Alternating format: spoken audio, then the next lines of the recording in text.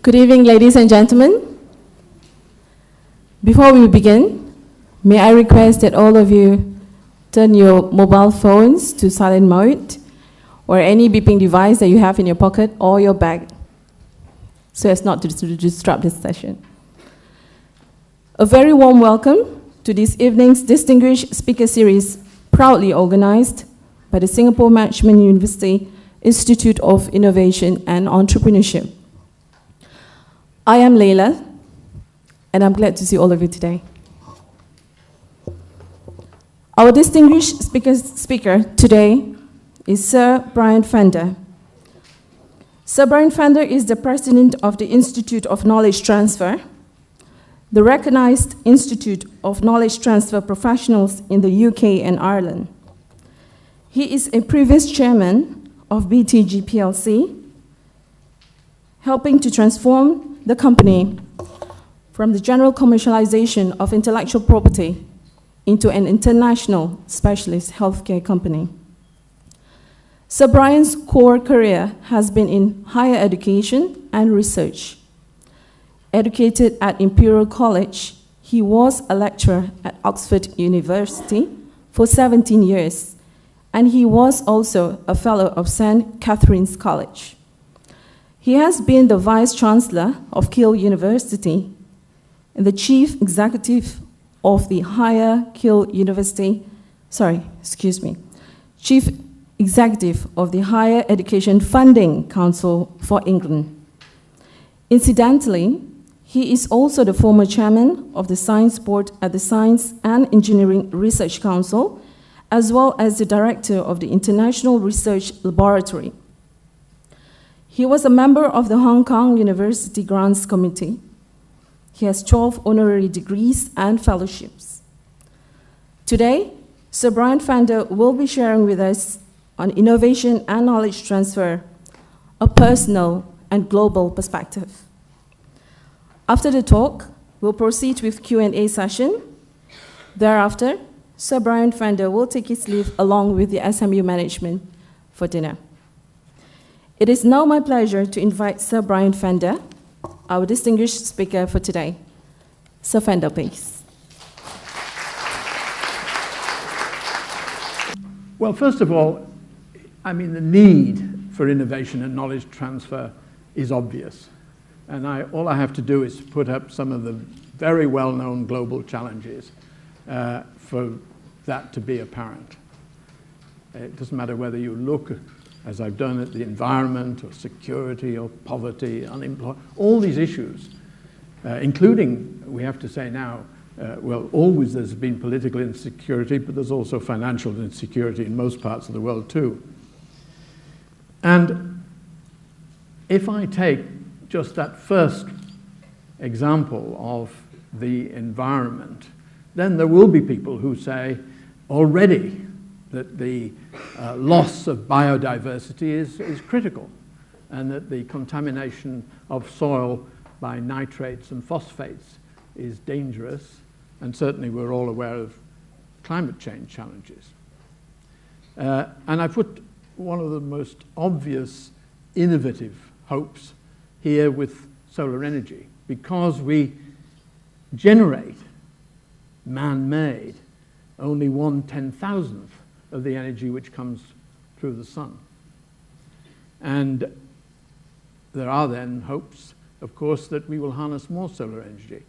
And a leading British Green campaigner, a rather aggressive campaigner in his early days, has seen the evidence about solar energy and become a convert to sustainable capitalism, just because he would reckon that the prospects of innovation bringing down the costs of solar energy are sufficiently promising. Of course, you can get rather high efficiencies with those mirrors that are shown up there on the top corner, but most of it comes from PV solar panels, where already there is, well, by the end of 2010, there was something like 40 gigawatts installed energy around the world. It's probably 50 now, and being produced at a great rate, particularly in China.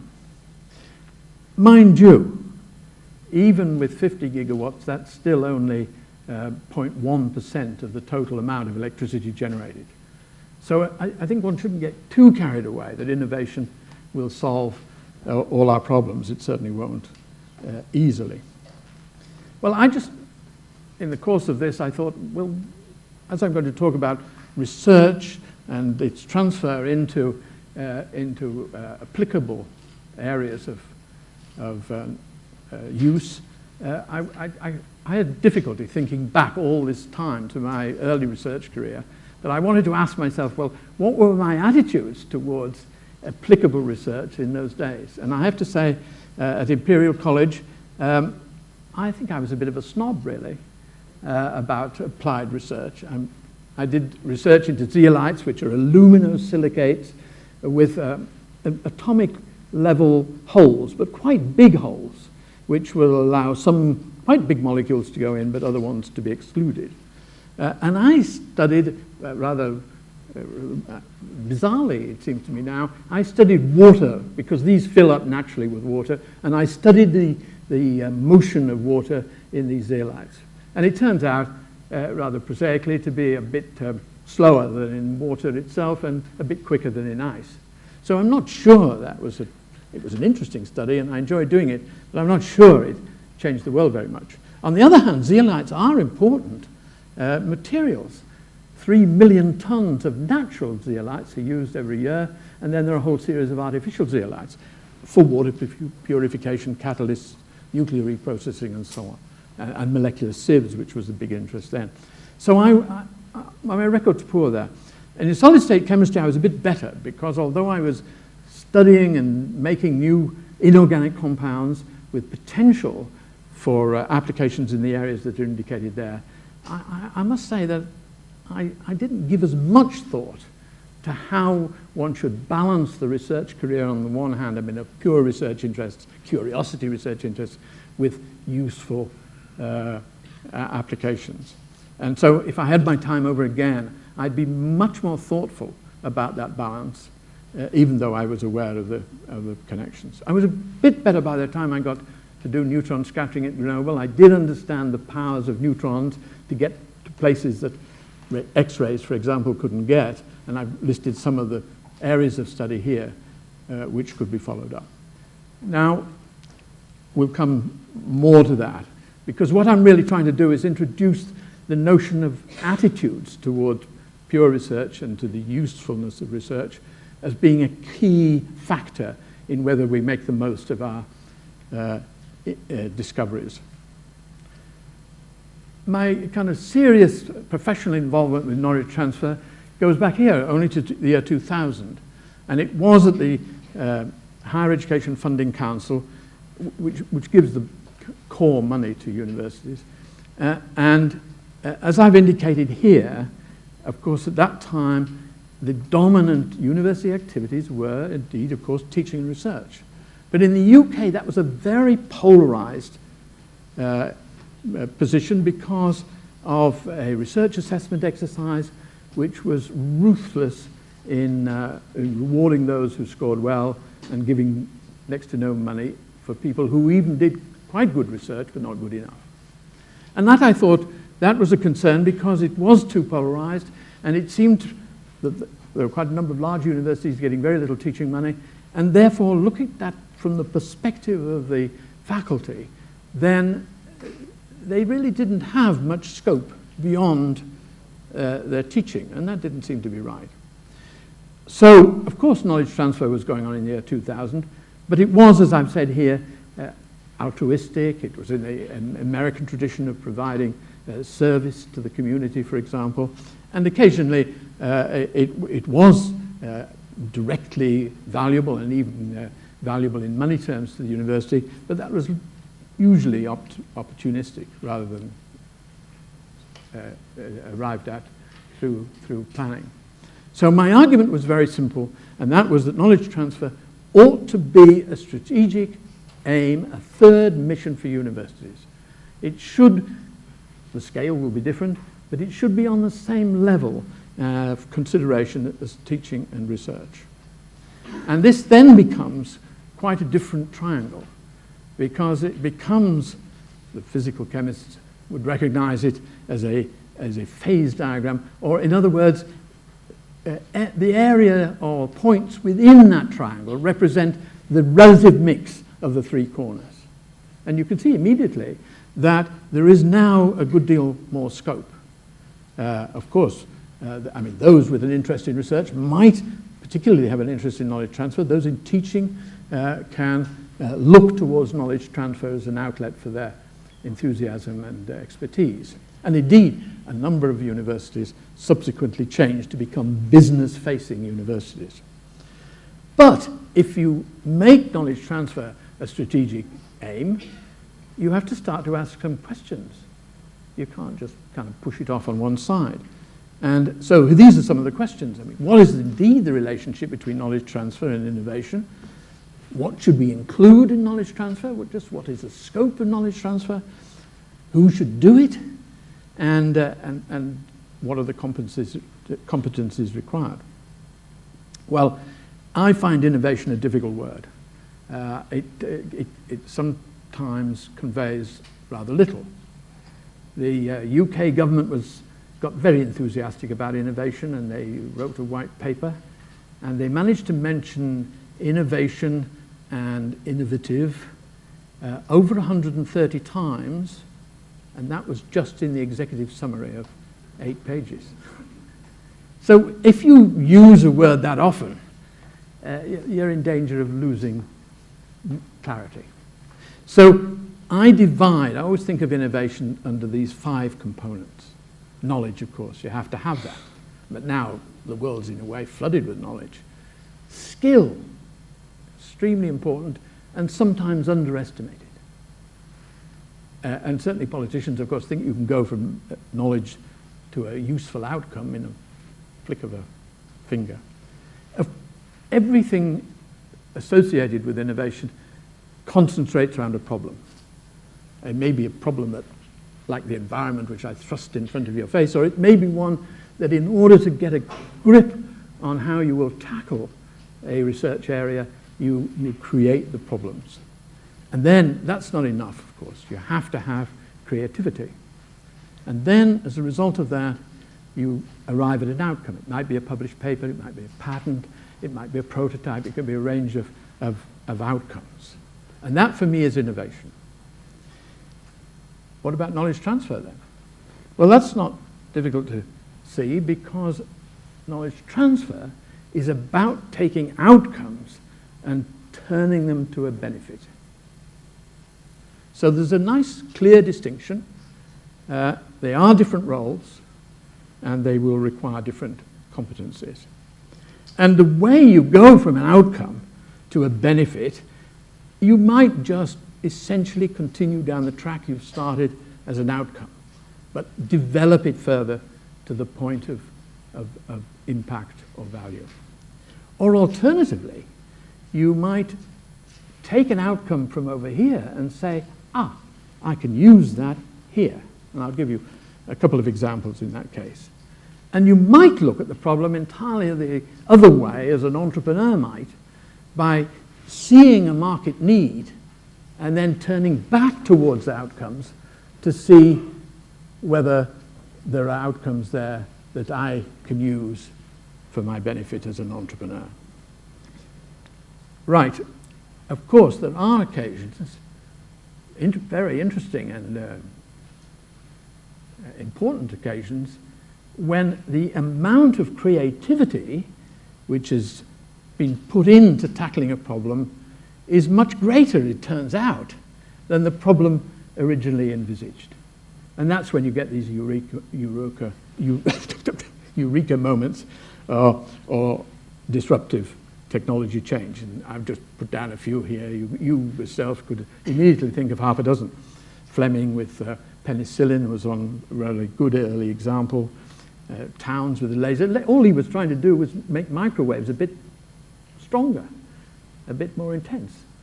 And now we have, as a result of it, the laser. And then Watson and Crick and double helix and the human genome. Those are all good examples of where the creativity which was actually employed led to much greater results than the originally perceived problem. What about routine development? Well, routine development is hardly perhaps quite the right description of the example I've chosen, which is the endoscope. Now, there are lots of little lessons to learn in the development of the endoscope, not least that it has gone on effectively being developed over a period of, I suppose we're now talking about 80 years. But you know what an endoscope is. It's a flexible tube which allows you to peer inside your body through whatever orifice you can get through. And then, having done that, as well as getting a good view. That's a duodenal also, by the way, if you're interested. I mean, it doesn't look very nice, but I don't suppose you want to peer at it further. But, I mean, you do get very good internal pictures that way. But having got a good picture, then you can go in with other devices and start to chiggle away and take bits out and take samples and so on. But let's just look at the history to see what lessons we might learn. And it started with rigid gastroscopes. Well, even a semi-flexible gastroscope sounds a rather unpleasant thing to be stuck inside you. And it's therefore not surprising that people tried to find a more comfortable way of doing it. And in the early 1950s, it says, as it says on the slide, they began to put together glass fiber so that you could much more easily get it in. And the idea, of course, was that you get a nice picture coming back out through the fiber, and well, you were on your way. Actually, the main developer of this was Professor Hershowitz, and here's a lesson, he moved to the University of Michigan in 1953, and he did so because he heard it was a good environment for innovation. So he went there because he knew that he'd get a receptive treatment. So he worked away on these glass fibers, but it was an undergraduate, Curtis, who was attributed with finding the solution to the problem of these early fiberglass viewers, which was the fact that they leaked light everywhere and you got a very poor picture at the side of it. So we've got the first lesson is go for the right innovation environment, and secondly, take note of what your students are doing. Well, we can go on through the improvements, as you will see, and a very important one, and it's a general lesson, is that you should be also, as well as developing your particular innovation, you should be looking to see if you can bring things in from outside. And here, of course, putting a CCD chip on made life a whole lot easier, and you got much better pictures. You could start to take video pictures and so on. And so we're gradually seeing this viewing instrument become also a means by which operations can be carried out, so-called keyhole surgery. And my list doesn't stop here, actually. I ran out of space on the slide, but if I'd gone on for a year or two, then fluorescence was induced inside by down through the endoscopic apparatus, and you could begin to try to see early signs of cancer from the fluorescent reactions. And then more recently still, a few years ago, people said, well, why don't you just simply swallow a camera? And then the wireless transmission will give you a picture, and that enables you to go to places that previous endoscopes hadn't gone, like the small intestine. There are actually, if you look in here, some more lessons to be learned, which are quite general to the development of innovation. First of all, you notice the close collaboration between gynecologists and manufacturers. And that's always going to be a feature. If you can get the user and the maker, if you like, together, then you're much more likely to get effective development. And a bit more difficult to see, but if you look at this carefully, you'll see actually the uptake of, for example, the gallstone surgery seems to be quite slow compared with the availability of the technique. Why was that? Well, because the surgeons had all been trained to cut you open and make a big slash and get in there with their hands and pull great bits of you out. They weren't trained to do this kind of surgery.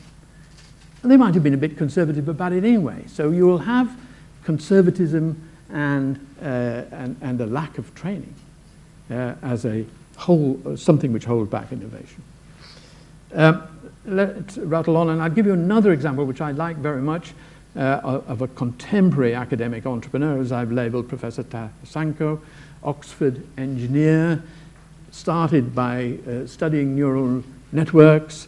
That's effectively signal processing, and what he was doing was using that. I mean, he was writing speech codes effectively to aid speech recognition with Vodafone.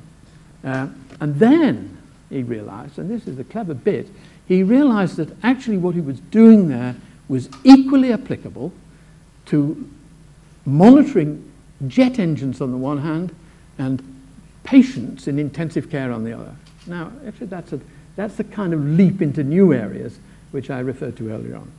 And the jet engine one is fairly obvious. You vibrates the sensors, and what you do, you put several in, and by collecting the evidence of all 5 of them, then you get, of course, an early warning that the engine might be in trouble. And you can do exactly the same thing with patients. For example, the 5 things which are quite easy to measure: blood pressure, heart rate, breathing, oxygen in the blood. I'm probably missing one. Again, can be combined, and when you do that, for patients in intensive care, you get about 6 hours early warning of a patient having a critical condition. And not only, in a sense, you have that early warning in which you can take some actions, the number of unexpected deaths drops very sharply as well. But the way in which those are assimilated into the general benefit is different in the 2 cases. In the case of aero engines, all you have to do is feed that back into Rolls-Royce, because there aren't a lot of people who make aero engines. But in the case of patient care, then of course you've got thousands of hospitals and millions of nurses, and somehow you have to find a way of effectively getting the message and the devices through to them. And there it is, I think his judgment was right here. Former company used the techniques of a proper organized commercial company to, including things like marketing and testing and so on, which is what he did. Let's come back to university. We haven't forgotten them.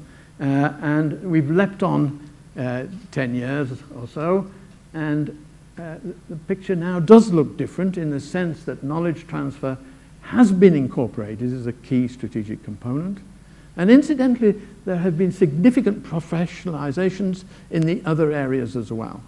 In research, certainly more professional, global competition and collaboration we're all aware of. And in teaching too, learning outcomes more prominent, beginning, or indeed significant use of the web. Now, there is one thing which drove that, certainly in the UK and increasingly, of course, around the world, and that was assessment. Research quality is a bit carrot and stick. You give people the opportunity to do research, but you make sure that in a way they're accountable for that research. And so the research assessment exercise, which started in 1976 in the UK, has undoubtedly made a big effect on making competent research better and good research world-class. Knowledge transfers in a much earlier stage. Yes, it's strategic, it's accepted as a 3rd mission, it's becoming increasingly professional, but if it's to make a step forward to be, if you like, at the same critical level as the other 2 dimensions of universities, there'll almost certainly have to be critical assessment.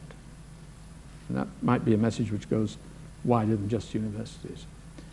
There were 3 surprises in creating in knowledge transfer as a strategic objective. Because when I gave out the money, at least the government's money, I always try to pretend to be a foundation, much more fun. Then I just thought that researchers would be bought out of teaching, for example, or perhaps time would be given for teachers to prepare a very specialist course for industry. In practice, as you see, I haven't got the figures for the UK, we didn't collect them, but doing a similar exercise for Hong Kong, in fact, they've only been operating in this way with UGC money, government money from Hong Kong, for 2 years, in fact. You see that, in fact, a third of the money went on dedicated staff. And I hadn't envisaged that you needed specialist people to help this process, taking outcomes and creating benefit. So that was a bit of a surprise. There was another bigger surprise when you look. I'm sorry, that slide's not too bad. But these are the various incomes which arise from different knowledge transfer activities. And you can see that it's, in this diagram, it's contract research, which brings in the most money, followed by collaborative research. There's the money from these specialized short courses. Consultancy and look, right down at the bottom is where everybody thought we were working, intellectual property income. It's a tiny fraction.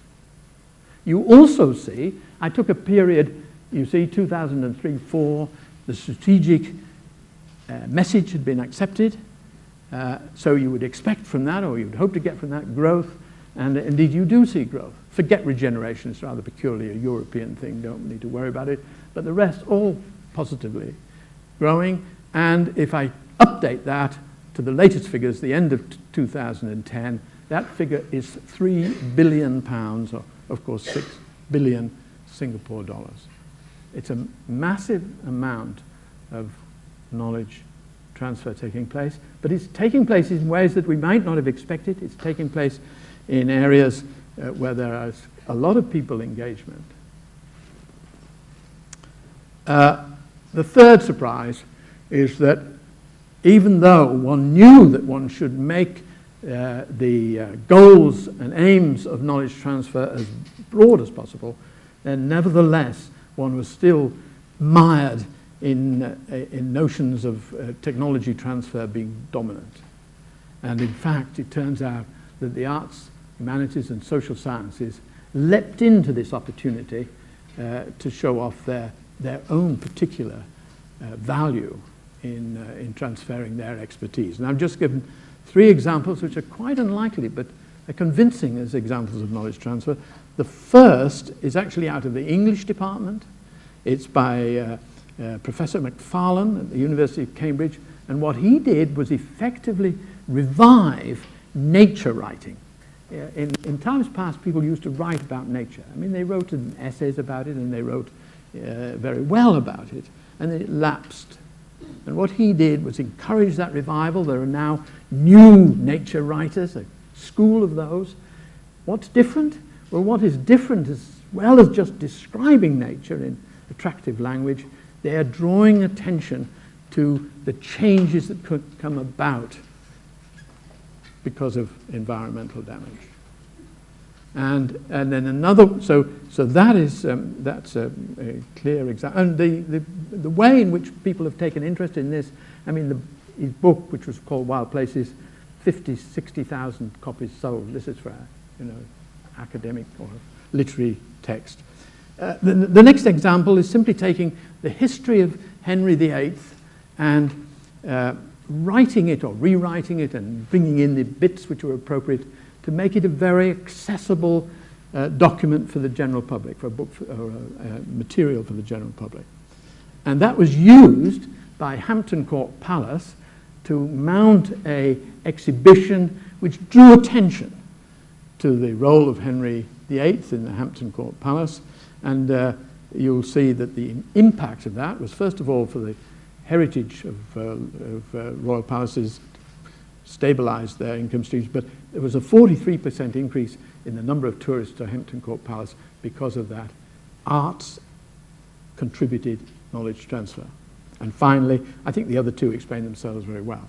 That examining public administration in Northern Ireland was a bit of a nightmare in public administration, potentially provides significant financial savings. And then just by publishing research on child well-being, you manage to raise the awareness to the point where it becomes an important policy issue. Right, we'll rattle on a bit. there are probably places which would do better if they recognized they were doing knowledge transfer. And I've chosen one I know well, which is the Met Office.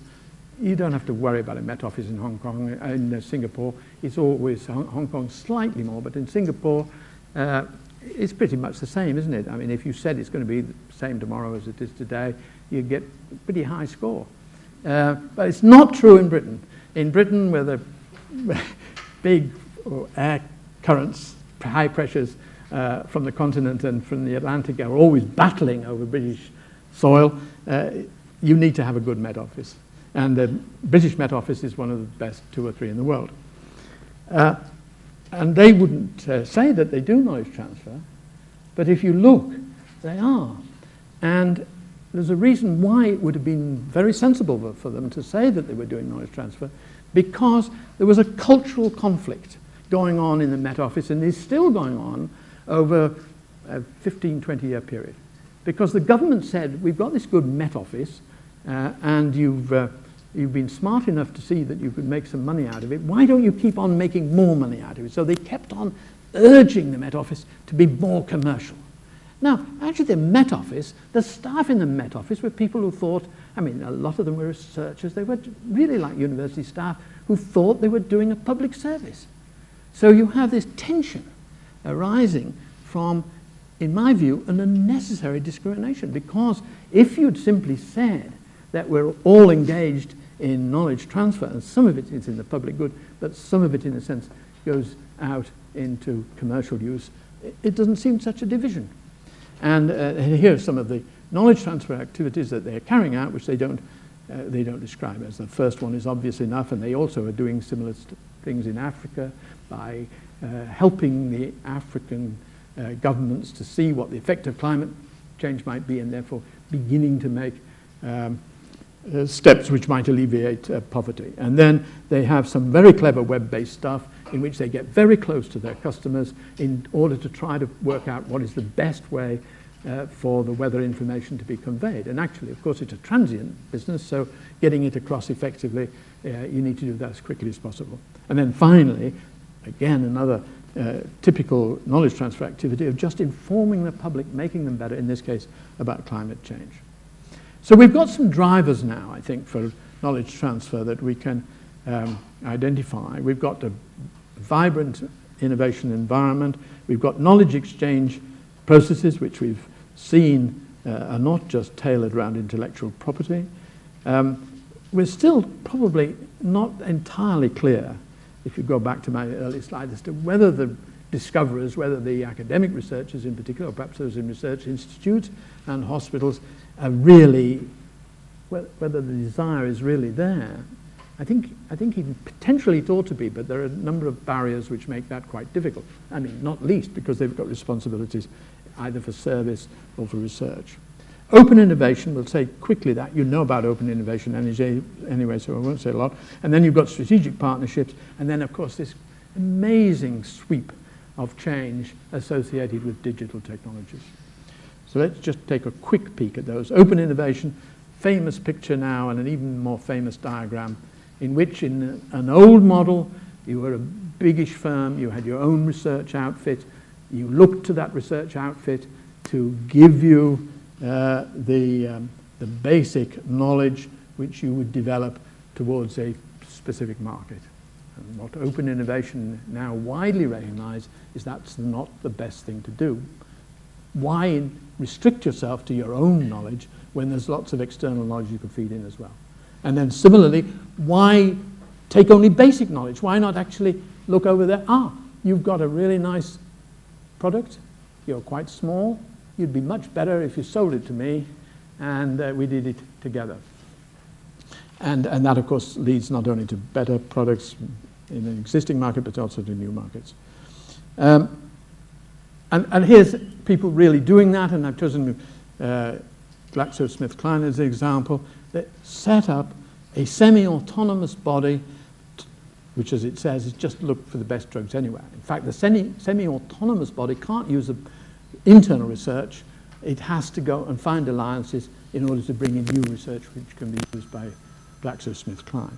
And then another feature of open innovation is to believe that if you share knowledge share expertise, then that will be to the general good.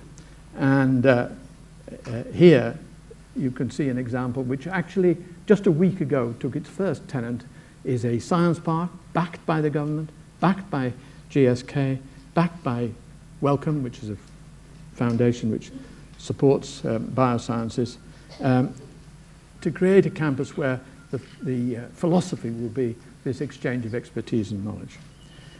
Well, it's early to say. They put £38 million into it, and the overall plan is to go to 170. We'll have to wait and see if it works. But it will work, at least it specifically might not work in the way expected, but in general terms, open innovation is undoubtedly helpful. Another notion which is worth keeping in mind for innovation is this, the synergy between universities or other research institutes working in a similar strategic way with governments and with the markets. And this is the so-called triple helix, which many of you will no doubt have heard of, and it is a virtuous helix. I have to say that, spoiling the symmetry a bit, I do think it's extremely important that these intermediates and facilitators are included. I think it's not enough, in other words, to have a triple helix, and these intermediates can be your technology transfer offices, for example. They could be, it's certainly Science Park. I mean, that example that I just gave you from GSK and others was effectively to create a new facilitator. And then companies, there are companies like biotech companies which don't actually discover and they don't go to market, but they're an important part of that innovation process. So we're actually in a position, I'm not going to go through this, but I hope I've said enough to indicate that pretty well all organizations ought to have a knowledge transfer strategy. And it's not difficult to put that down, although people don't do it, interestingly enough.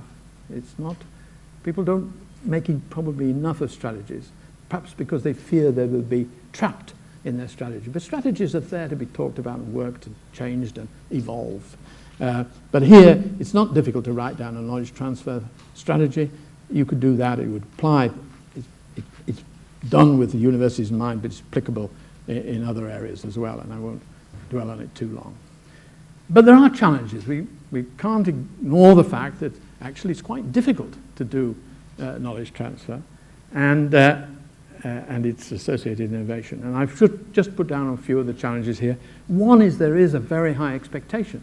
There's my former Green campaigner pinning his hopes on solar energy, allowing him to become a sustainable capitalist in his older age.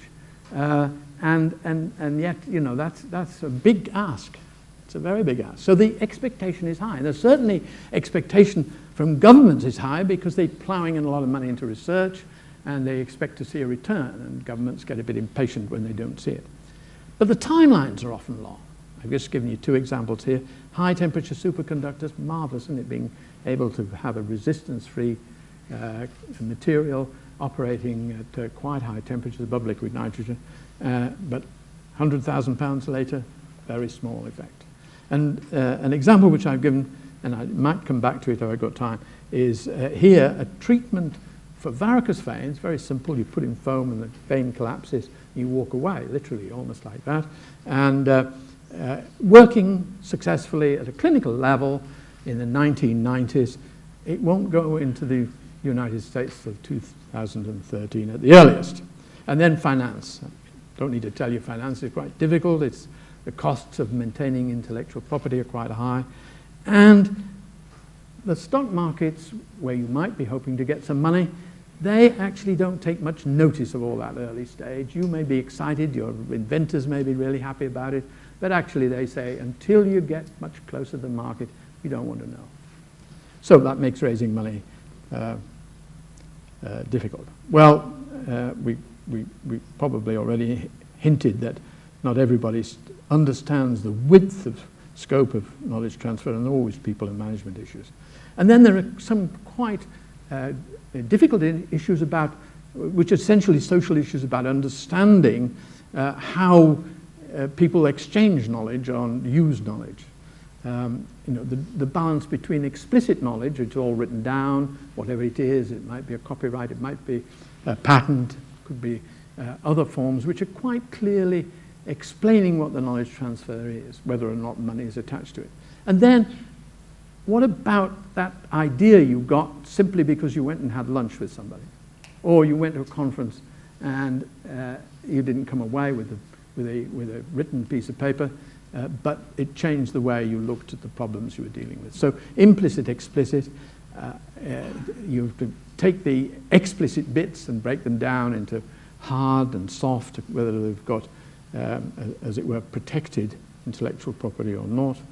And we actually don't really, if we are honest, know enough about the processes involved in innovation and knowledge transfer. And as I'll say in a moment, are we really sure we've got the right management structures to make the most of the discovery opportunities? But there's a good side. There's an upside which we should take note of. First of all, generally governments do understand that you need R&D money, you need R&D expenditure. That is the lifeblood of innovation. The open innovation culture we referred to. I think there's probably a better understanding that just putting your nose down and working on development without continuing to carry on research, that's rather dangerous. And of course we know about the impact of ICT and also the fact that the widening markets offer opportunities for niche players. The picture's good on research and development. Here I've given you some figures for Asia, and you can see the expenditure as a proportion of GDP is high, and in all countries except Hong Kong it's growing and growing quite rapidly, and of course more so than mainland China. And then the number of researchers clearly matters, and those are quite healthy. The bit about sufficient D and not enough R is simply this very telling story of Varisol, which I explained to you. The BTG, as it were, picked that up, so it was a bit of open innovation. But then they said, oh, well, we know how to develop this, we'll just get on with it, we won't bother with anybody else, we'll do it. And so they did, and they carried all through the necessary development in Europe. And then what matters is what the Americans do. That's where effectively you were targeting your product. And the Federal Drugs Agency said, well, what you're doing is actually putting bubbles into the bloodstream. And those bubbles could actually go, people said, oh, well, it's only a few that go through to the brain as distinct from the lungs. Actually, it's about 20%. It's a high figure. And so, quite rightly, and if indeed one had asked the questions about what research do we need to do while we're developing, you might have thought of that problem and dealt with it earlier. As it is, one loses a lot of years. Now, I hardly need to say anything about digital technologies because it's so obvious to everybody. I will say something just quickly about the way you can use digital communication in the knowledge transfer sense. And my model, which I admire constantly, is the way IBM grew its enlarged discussion through creating a community which fed ideas in, which they then took around themes, I might say, not just any old idea. They defined the themes, took the comments, and then did a very thorough analysis of what people were saying. And they started with their own staff and their own supply chain, and then, as you'll see from this slide, they carried it and widened it out to the point where they were able to create new businesses. And the last one, which had, by the way, 600 organizations, 15,000 people, working around the general problems associated with service in the sense of community. And you'll see the topics there about empowering individuals and so on. Well, I think you should ask questions about management. We've talked about change in almost every area except management. It's very unlikely that we shouldn't change management as well. And I'm a fan of Gary Hamel, and he produced challenges for management. and I've just put some of them there. But the thrust of those is, in fact, to make the individual more important relative to the corporate. Very important. And indeed, we can conclude that by saying that the role of the individual is indeed greater and should be, and if you're not planning for that, then you're probably getting it wrong, that collaboration is indeed powerful. Wikipedia, much used example, but prominent enough. Networks, important. And one answer to this, which I will just spend 2 minutes on, is you could try to enhance the feeling of responsibility and therefore the role of individuals by going back in history and looking at what professional institutes did. And that's what we've done on a small scale for knowledge transfer, treated it as a new profession, set the standards in the way described by looking at the work that's done and by the training that's been taking place, using a broad definition of knowledge transfer, and analysing the competencies that are needed, which are not the same competencies as management on the one hand, or, of course, of research on the other. They involve the list that I put down here, which includes business awareness, because what the role of the knowledge transfer in getting from those outcomes, getting them through to be of benefit, involves bringing together the users, the market, and those who have got and discovered the knowledge. And that requires a whole set of skills, broker-like skills, if you like, which I've tried to list here. Not least is the building of networks. Well, there's simply what you might, in a modern professional institute, offer in terms of knowledge transfer. We can look at that more in detail if you like. But I've said enough, I think. We can summarize really by saying that knowledge transfer and innovation are tricky, they're high profile, and they involve a lot of people. Thank you very much.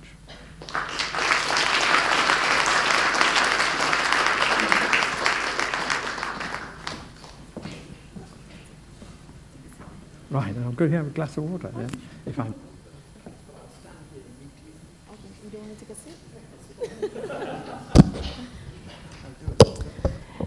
He's much stronger than me. He still want to stand. Okay, thank you, Sir Brian. I would like to open the floor now for Q&A. There's an aisle mic you can actually use. Yes, John.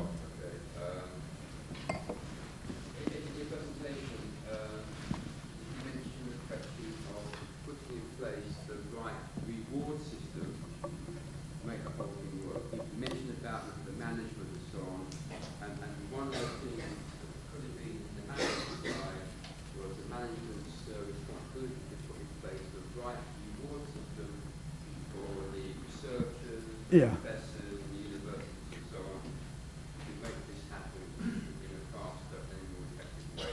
On that slide, which I admittedly whizzed through quickly, which was a strategy, almost a generic strategy, it had incentives for people. And yes, it's a critical bit. And you see, if I take the university, but I think university only is a subset of a wider group. They certainly would include research institutes, and my Met Office was an example of which must be replicated elsewhere. And the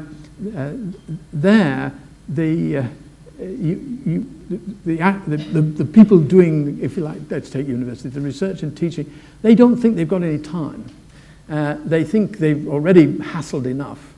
And indeed, I'm sympathetic to that because, I mean, people become academics or work in research institutes at relatively modest pay because they feel they're controlling their own destiny. They're given a degree of self-employment, if you like, or at least management of their own time, which is very valuable to them.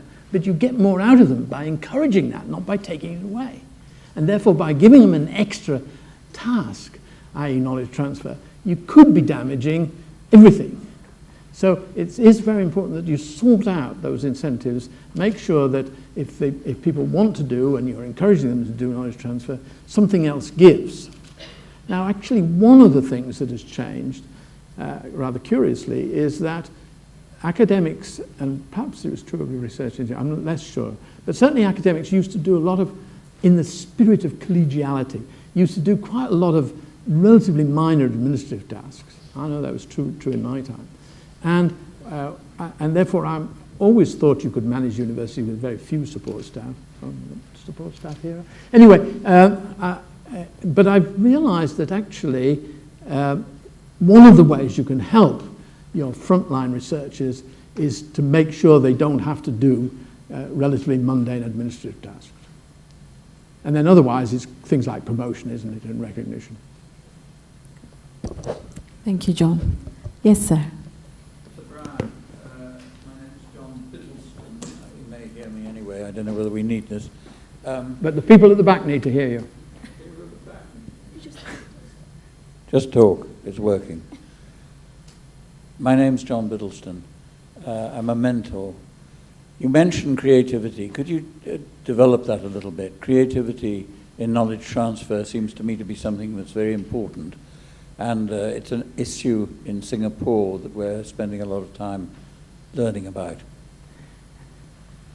Well, you can't just, creativity isn't as tangible as that, as you well know. I look for, curiously enough, I actually chair a theatre. And the thing about a theatre is that you have to be creative, because you are very often, well, let's take a Shakespeare play. You can't put on a Shakespeare play without representing it in a new way. Otherwise, nobody would come, really. So that requires creativity in the way the production is put on and the way it's adapted. But actually, that creativity goes right a long way through the organization, because there's a set has to be done and the various props and so on. So actually, the organization feels like a creative organization because they've got this project, they have to put on something new, and of course that's equally playable to a new play or something like that. So you look for examples of creativity, not always where you expect. And so the arts area is a bit more fluid and flexible in that sense, and therefore you should look for that.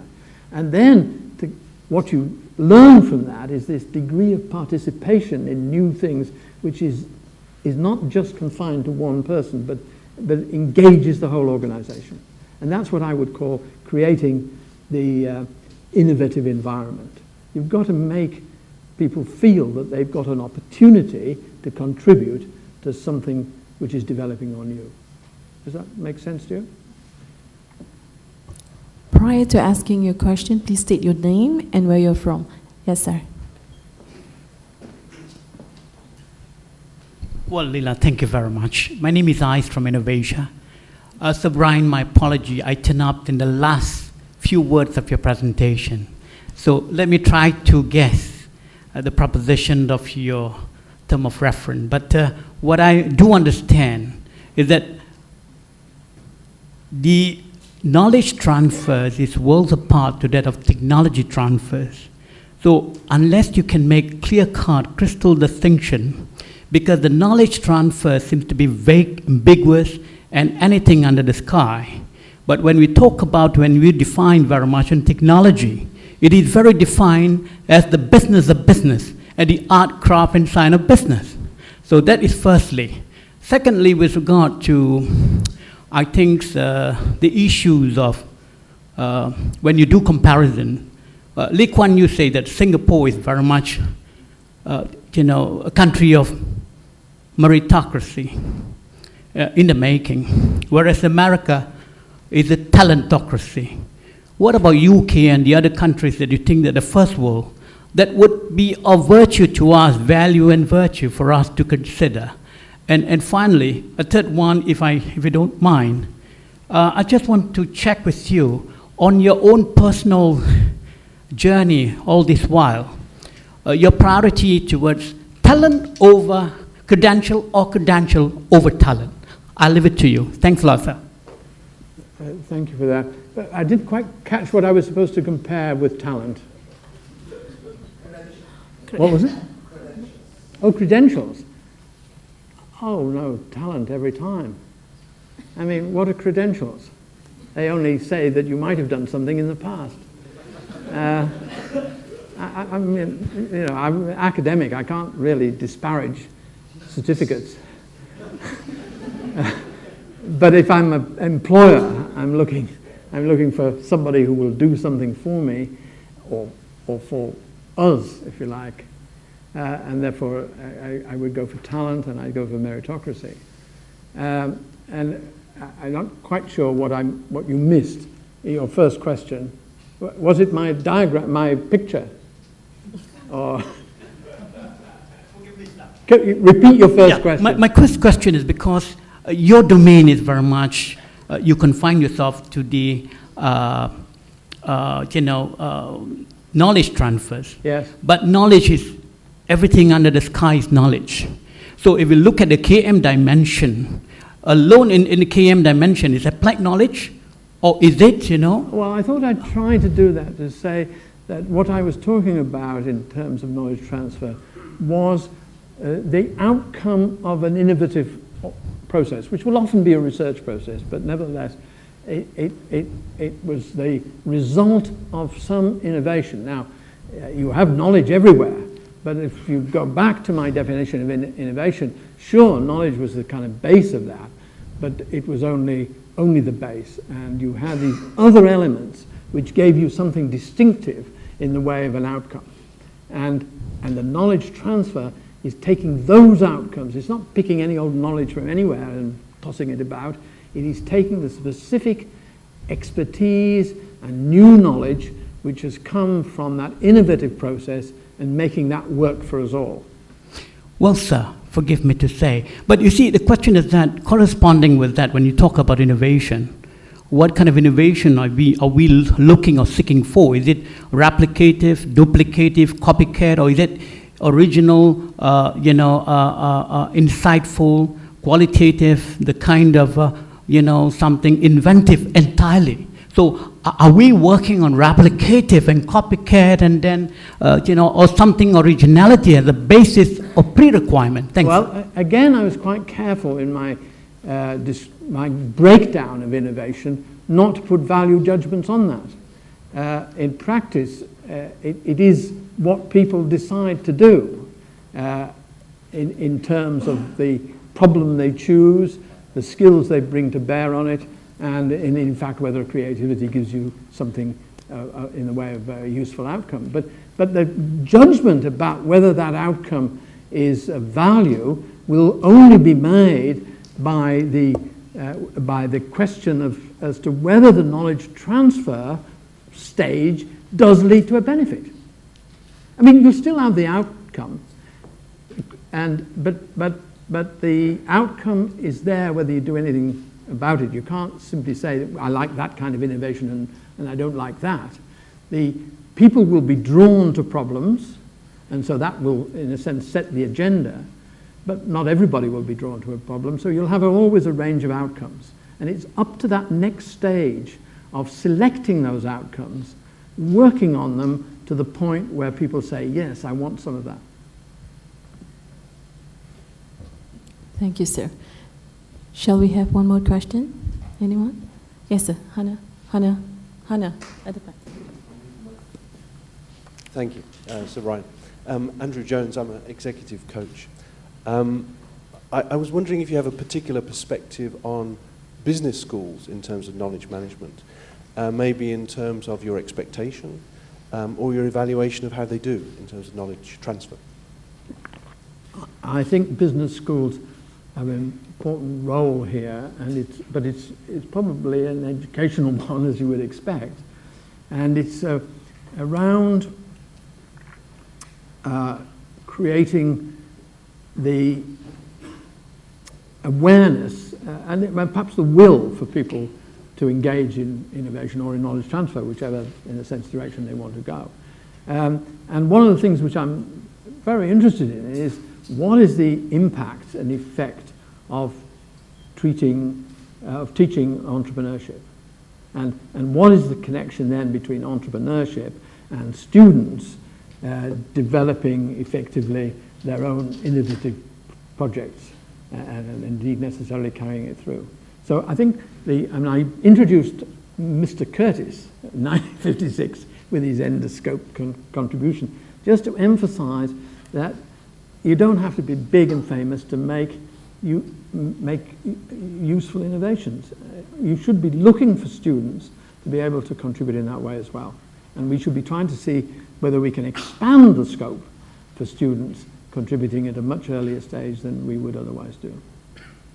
I think that's a really interesting area, because in a way students come without the knowledge, but they may not contribute as much at that end. They're acquiring skills, so they may be fully there, but they might have more creativity, simply because it's a new world and they don't have as many prejudices as those who've been around longer. Thank you. Raymond, you have a question? Oops. It's okay. Still young. Can you hear me? So Brian, thank you very much for the lecture. I got one question in my mind, which is looking at a slide. You mentioned about the cost of IP in the knowledge transfer process. And where does the basically step or the constraint of IP, that means that somebody who is innovative enough, want to protect their intellectual property, versus knowledge transfer? Because knowledge transfer seems to be a way of sharing as much as possible, but you've got the other area of people who are innovative, are worried about what they're thinking might be copied. So, how did that sort of gel together? Yes, that's a good question, because I have been, in a sense, downplaying intellectual property and its role, but that's not to say it's unimportant. It obviously is, but I think it's quite a difficult issue for universities who, if you look at it through the perspective of academics, they have, and I would be the same, I'm not being in a sense critical, you always have a rather rosy view of your own idea, don't you, and its value. And so, in a sense, the expectation around the usefulness or value in intellectual property terms, and therefore subsequently in spin-off company or licensing terms, may be often too high. And I've been trying to make sure that people don't get inflated views about that. That doesn't mean to say that there aren't going to be successful exploitation of intellectual property, which is of not only benefit to the inventor, but is good for the rest of us as well. I just think you have to manage that very carefully, because otherwise you end up by paying a lot of money to keep patents in play and all that. You do require quite a bit of money to take them to a stage where people start to show interest. Well, many of you will know the difficulties of that, or the need to do that. And so it's a question of managing expectation and focusing your money that you are going to bring in or try to attract very carefully in areas which you think have the best chance of success, given that quite often there is a failure. But the temptation, we all know it, the temptation of a big winner is rather strong. But it's not very easy to predict the big winners. Yes. Sorry, I'll give the gentleman a chance. Okay. Yes. Sure.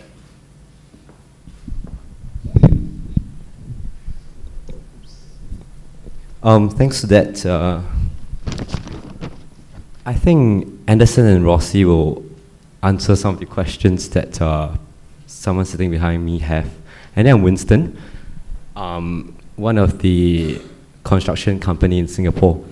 So my question is, I would like to know, how can we, basically in Singapore, open and innovative culture, as you mentioned, about hope in regards to that? Because I think some of the, I didn't study in Singapore, I studied in overseas, one of the Russell Good universities. So when I came back to Singapore, I walk around, and today's my first day in SMU, and I realized that the culture in itself doesn't really support an innovative environment. And towards that, I read one of the book, which is Hajun Chang, one of the economists, and it says that basically to change a country's culture is quite difficult. So I'm looking at a global perspective and for younger generation in Singapore, and I think, in my opinion, to create an environment similar like Samsung or Korea may be a slippery slope. What do you think? I think I want to kill two birds with one stone here. First of all, there's a kind of obvious thing to do in terms of encouraging people to be more open in the way you suggest, and that is just by making sure that whatever the organization is, if it's publicly funded and so on, then it should be making its expertise available. I mean, it should be shouting its expertise from the treetops, just so that people know that there is that resource there. But the way I want to kill two birds with one stone is, I mentioned that I thought knowledge transfer would not reach higher levels unless there was a reliable, robust and accepted assessment process. Because income itself is clearly not enough. I mean, it's just too crude a measure. Now, one way that is being adopted, and even that's only of course limited, is to say, well, you tell us, describe, make a story about what has been successful. In other words, you give a case history. And that case history, of course, has to be constructed in such a way that you measure the impact or give an indication of the impact and so on. And there is a great value in that because it can be used. Well, we'll see in the UK they're going to do assessment that way. A certain proportion of money will go that way. But from the pilots that have been done, it does look possible that you can do that. I mean, it is clear when you have achieved some impact from your research by doing that. But the other thing, the other side of that, is these case histories make very good material for informing other people about what is possible. And I think the stories around knowledge transfer could have a big effect in changing people's view about what is possible. And the ones that I gave you from arts and humanities were a particular example. You know, they were, you could see that they were important and valuable, but you wouldn't have automatically assumed that that was something that could happen out of your normal university system, as I might say. And I don't believe Singapore's that different from anywhere else. It's a question of encouraging people to expect more from the expertise and knowledge which is already there. Yes, sir.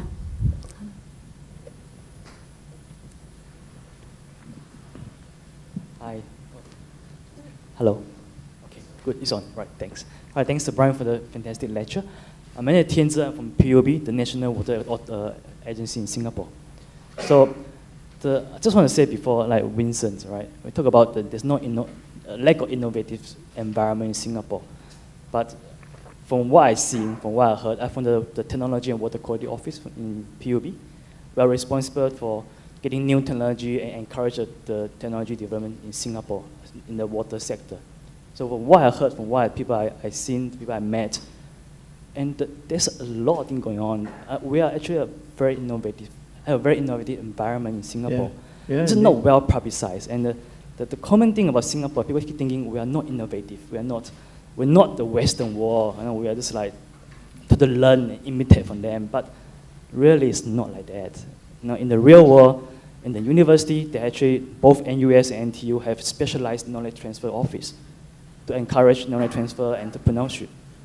And that's the statement, right? My question is really for, like what you mentioned in your talk about government agencies spending millions of dollars and have very high expectation about the outcome. We have the same kind of issue because we've been spending a lot of money on water research, about billions of dollars, and after a few years down the track, and we found ourselves there's not a lot outcome.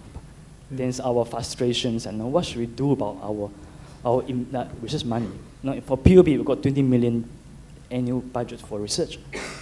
And my question is, what was your opinion? What was your suggestion? How well can we use our R&D money and to get more outcome. Thank you.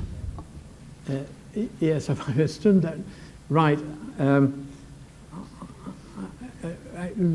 One of the few times I've been to Singapore before, I came with the UK Minister of Education, and I sat next to your Minister of Education, and he said, we've got a terrific education system, but we're not sure that the students that come out of it are, if you like, show enough initiative about their own learning or about their own views.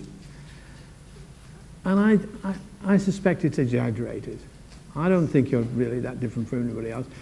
People used to say, of course, that of Britain, that we were very good at inventing things and hopeless at doing anything with them. And now, those graphs I've showed you will demonstrate that actually it's no longer true.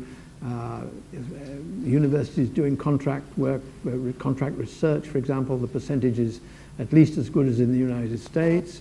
And so the trouble is that myths perpetuate beyond the normal lifespan. And I think you should make the assumption that students in Singapore are just as innovative as students anywhere else in the world. I totally agree with you. Yeah, I deal with student intern. We actually have 50 interns per year in my department. And then the students I met are very hungry for knowledge, eager to learn. And they want to know what's going on out there. What can they make it in the society? How can they might be rich in a way or be famous? So people are very out there and doing something. But I think one of the good things to do would be, I mean, let's just play with this notion of case histories being a good way of communicating with people, as well as boasting about what has been done.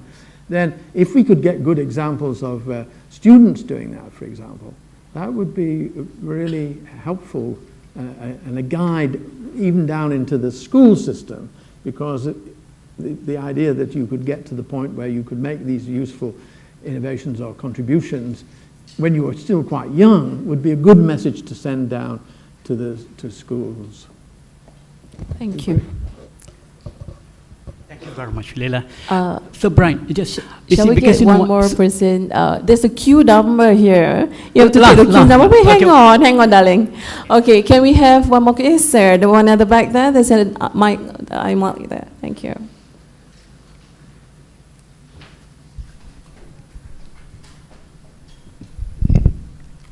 Hi, good afternoon. My name is Seng Po. Good afternoon, Sir Brian. My question is, should we and how can we measure knowledge transfer? Is there some kind of indicator that we can? I guess the answer is much. No, I think the answer is you can't simply. Well, let's assume that you can make. You want to measure, so you're really interested in metrics, aren't you? Rather than, I mean, case histories you kind of dismiss because it requires some kind of peer judgment. If we stick with metrics, then what we have to do is to work with those figures that we've got.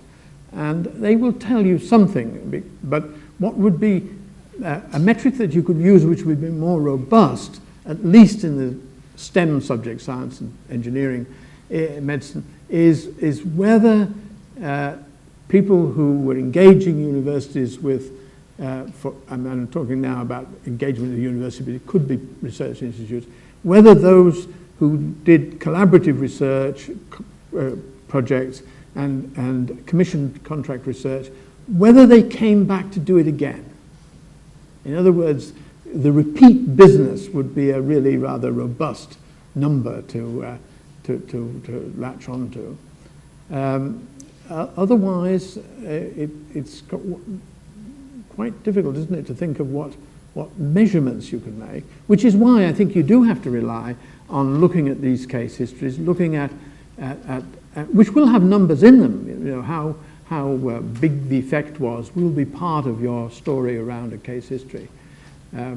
But there's no simple magical way, and after all, research, which we've talked about, I mean, is largely, it has citation indexes and so on which are used, but that is largely a peer review process. Can't do better than convince your peers you're doing good stuff. Thank you, Sir Vander. Do we have it? Yes, sir. Good evening, Sir Brian. I'm Ravi Sharma. I teach knowledge management at the Nanyang Technological University. Thank you for sharing with us. Just in 1 hour, you have condensed so much. Can entrepreneurship be taught, or does it have to be acquired, or are entrepreneurs made? The same can be said about innovation, creativity. I know this is late. I wonder whether you can share with us your thoughts on type 2 errors. You talked about research that transforms into applicable knowledge, but then there are the ones that got away, research that can be applied but was not. And the example I have is from your very illustrious countryman, Sir George Boole. 100 years after Boolean algebra found application. It almost got away. Is there any way we can check for this in your model? Thank you, sir. The ones that got away, it's an intriguing thought, isn't it, really? Yeah, I think you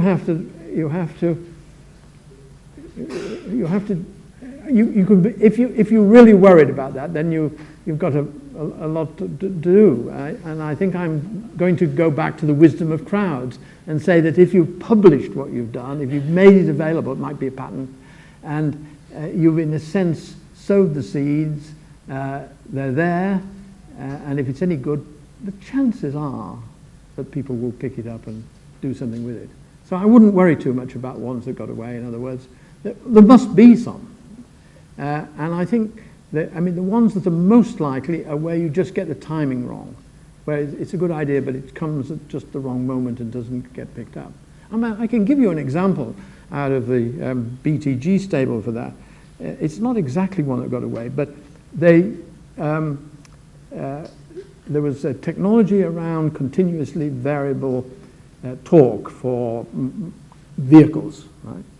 And it was very effective. It delivered very smooth motion, obviously no gears. I mean, you're doing it gradually. And in fact, you had to put in artificially sort of changes to simulate the expectation of a gear change. So it was that smooth. And you saved 20% of fuel. And so it ought to have been a complete winner, but actually it wasn't. And it wasn't because, despite the fact it looked so obviously a good gain, the truth of the matter is that fuel costs are not that great in most parts of the world. So saving 20% on fuel wasn't all that wonderful. You might have improved that if you backed it up with strong legislation about CO2 emissions, but anyway, those didn't exist. And then, of course, the normal process of improvement was going on, so you've got cars with 5 speeds and then 6 speeds, and so the gap was narrowing. And then think of the risk for the car industry in throwing out that reliable gearbox, which they'd use, you know, faultlessly in millions and millions of vehicles, to take on a new tech. Why take the risk?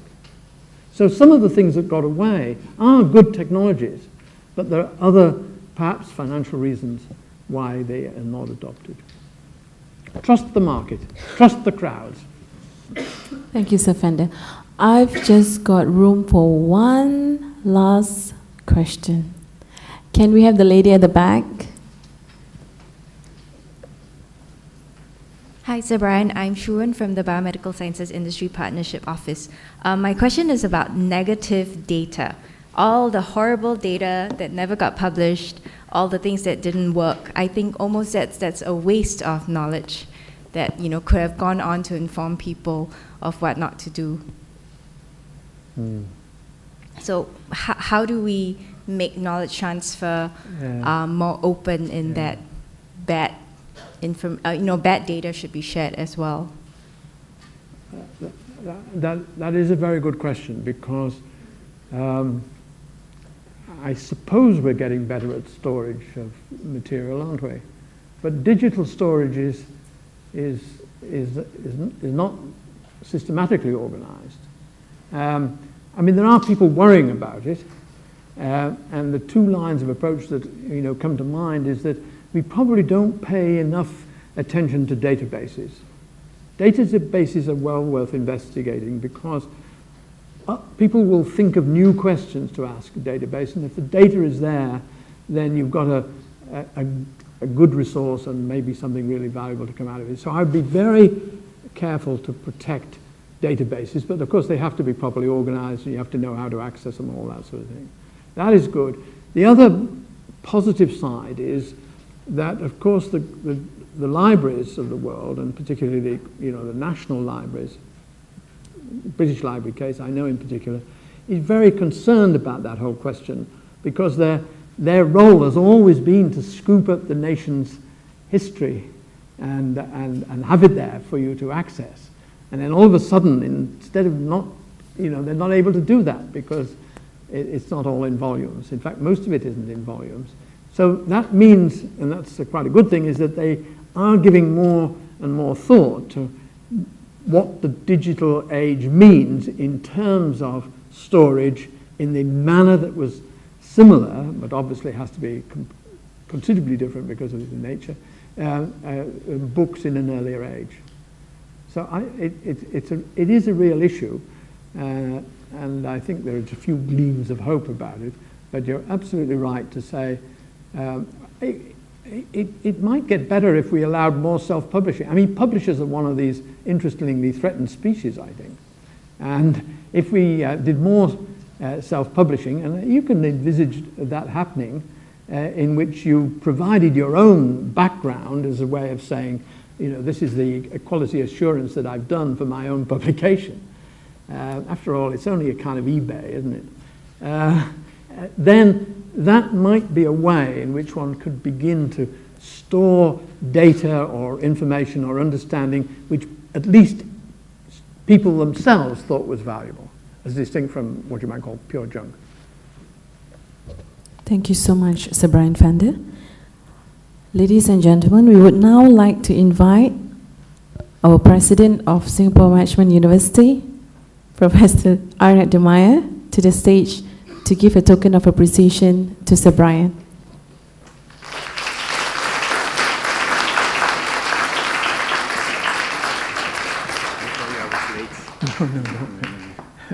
Right. Oh, thank you very much indeed. Who's that handsome chap there? You didn't?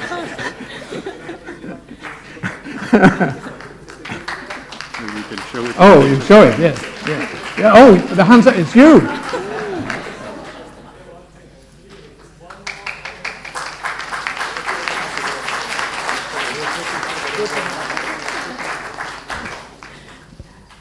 Thank you, Professor Arnett.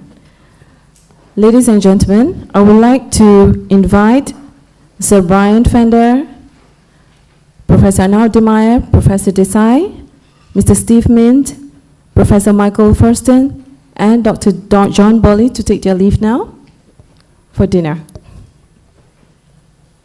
Well, thank you very much, and I hope the rest of you don't starve.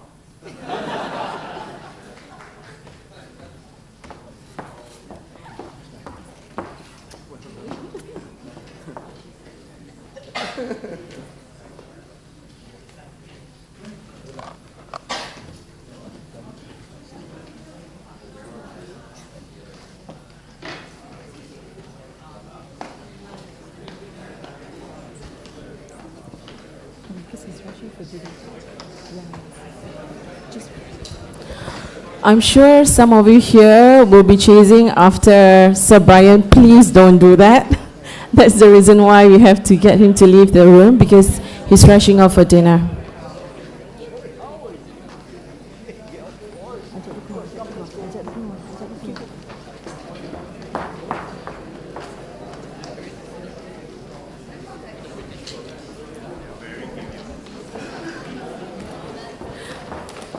Ladies and gentlemen, on behalf of the Singapore Management University, we would like to thank you all for coming.